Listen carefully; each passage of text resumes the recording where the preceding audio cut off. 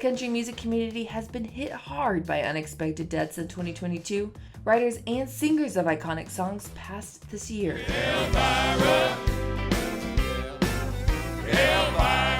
Essential touring artists and icons also gave way to illness, both of the physical and mental kind. My mama loved you so much, and she appreciated your love for her, and I'm sorry that she couldn't hang on until today. I'm Addison Hager, and along with Billy Dukes, I'm going to honor more than a dozen legends lost this year. Please let us know who we'll miss most and tap subscribe for even more celebrations of country music greats. Dallas Frazier never became the superstar recording artist that so many artists dream of being when they moved to Nashville, but his name would become synonymous with some of the biggest hits of the 1970s and 80s. The Bakersfield, California native moved to Nashville as a young man and released 4 records between 1966 and 1971. His most successful radio single was the song called Everybody Ought to Sing a Song, a top 30 hit from 1967. As the songwriter, Frazier would find his calling with a Fairland Husky hit called Timber I'm Falling in 1964. He penned #1 hits like Beneath Still Waters, All I Have to Offer You Is Me, and Elvira. He'd earned multiple Grammy nominations, including one for Elvira, after the Oak Ridge Brothers made it a crossover hit. Frazier was inducted into Nashville Songwriters Hall of Fame in 1976, but Large left music by the late 80s to become a minister. After 2 strokes in 2021, he died at age 82 on January 14, 2022. There have been several famous Kennys in country music, and certainly more than one George.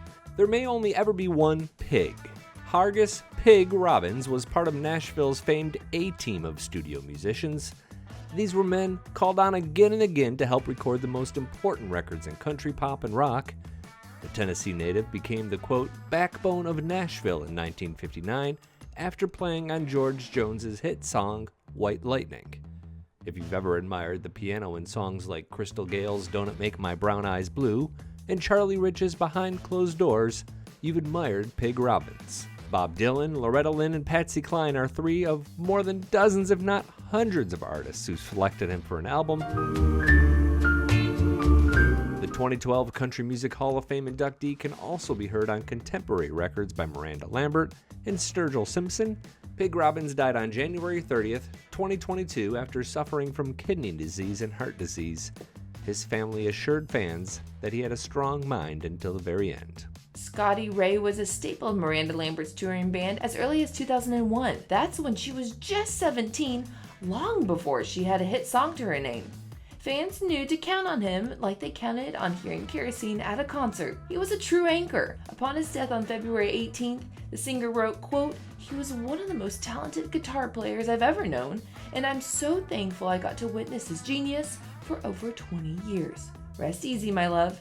Scotty Wray was the older brother of singer Colin Ray, who also gave his own emotional tribute after hearing the news. Scotty had heart issues and was in a care facility prior to his death. He leaves behind a daughter named Jennifer. 2 more songwriters who died in 2022 include Blake Mevis and Mike Dekle. Blake died on February 9th at age 73 after complications from COVID-19. His best-known songs are Fool Heart and Memory for George Strait and Broken Heartsville for Joe Nichols. They can kiss my glass. I hope she's happy with them. He also produced music for Charlie Pride, Don Williams, and many more. Mike Dekle's most recent hits include a pair of #1 songs for Brantley Gilbert.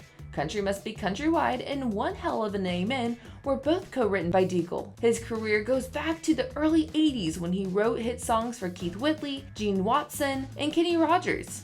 Mike died on February 24th at the age of 77. He had been battling lung cancer. Jimbeau Hinson is another great songwriter who died in 2022. A short list of songs written by Jimbeau include Party Crowd for David Lee Murphy, Red Roses for Reba McEntire, and Hillbilly Highway by Steve Earle. At age 14, Loretta Lynn discovered him, and within a few years he was touring with the likes of Hank Williams Jr. and Kitty Wells. He was a talented performer as well, once topping Billy Dean in an episode of Star Search. HIV and AIDS activism is as much of a part of Jimbeau's legacy as the music. He contracted the disease in 1985 and nearly died a decade later. However, he'd bounce back and keep writing for the country music community until his death on March 4th, 2022.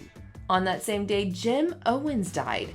While not a star on his own, he was critical to making country personalities Lorraine Crook and Charlie Chase stars on the national network. The programmer also launched the Music City News Country Awards and produced the show through 1990.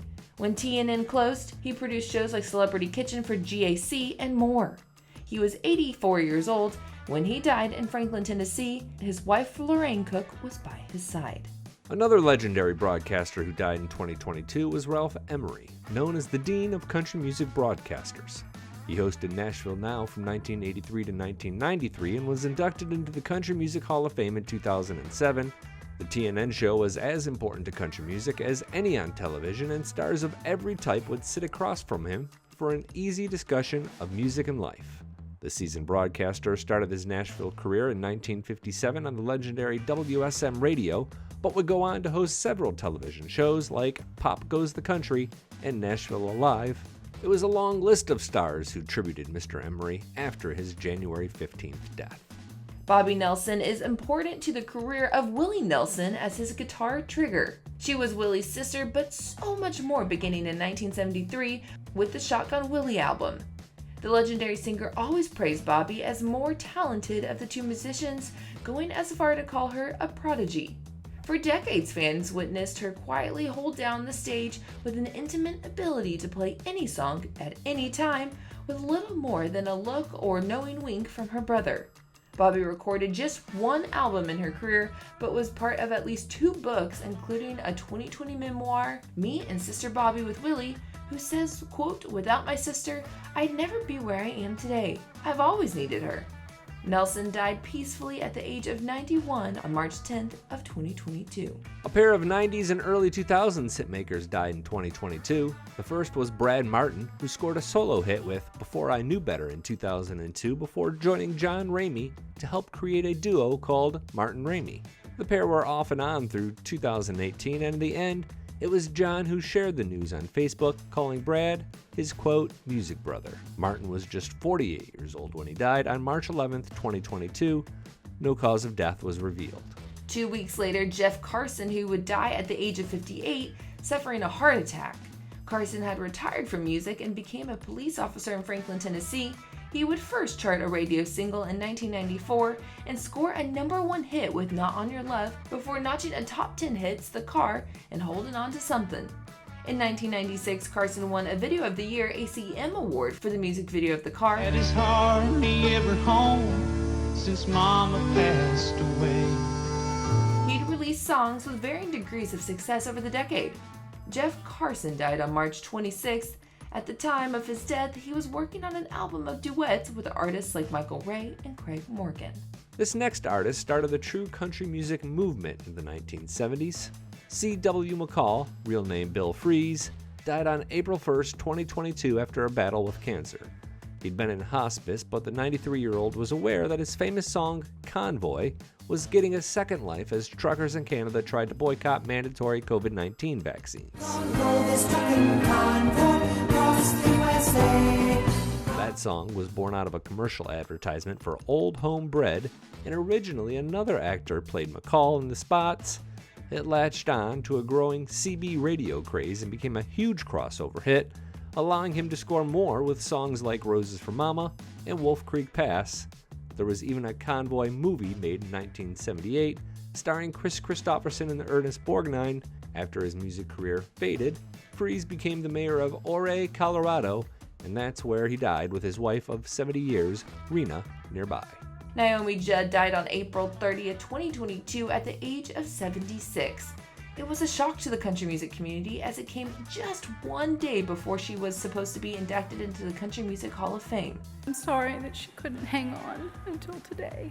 Judd was one half of the Judds, with daughter Winona, and in the mid-80s, few artists were popular. Their legacy lives on in songs like Grandpa and Why Not Me, and her legacy continues through memories of how she spoke about mental health with raw candor. Naomi Judd died by suicide. Among the family she leaves behind is husband Larry Strickland.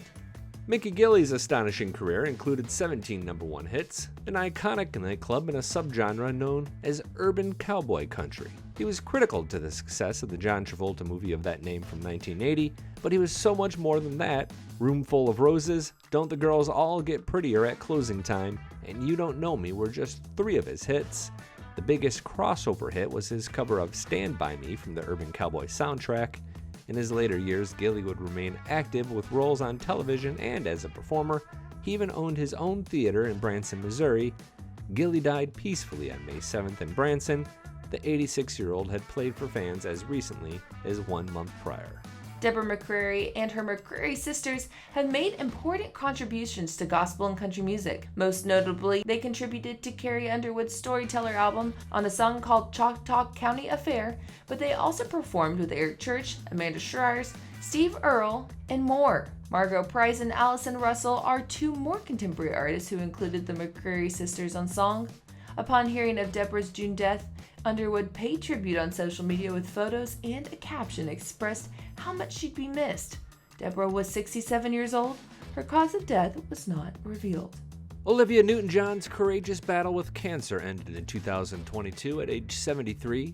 The country and pop star was the 1974 CMA Female Vocalist of the Year, before going on to star in Grease with John Travolta. From there, she'd enjoy a tremendous pop career, but her legacy may be her cancer research. On 2 occasions, she was diagnosed and fought back cancer before learning it returned in 2018. The Olivia Newton-John Cancer Research Institute is where she put her energy late in life. Talented singer and songwriter Luke Bell died of an accidental fentanyl overdose in August of 2022. He was just 32 years old, and his death announcement came days after he went missing in Tucson, Arizona. Bell was a celebrated artist whose self-titled album from 2016 is a favorite of many traditional country fans. Sadly, he suffered from bipolar disorder, with some believing a change in his medication may have played a role in his death. Finally, Loretta Lynn died on October 4th at age 90. Here are some of the tributes that poured in for days following the Country Music Hall of Famer's death. Her family issued this statement, saying she died peacefully in her sleep at home in Hurricane Mills, Tennessee. No need to list her accomplishments. For many, Loretta Lynn was simply the greatest of all time. Once again, I'm Addison Hager for Taste of Country. If you enjoy videos like this, let us know in the comment section and any artists or songwriters we might have missed. Thanks for watching, and as always, thanks for subscribing.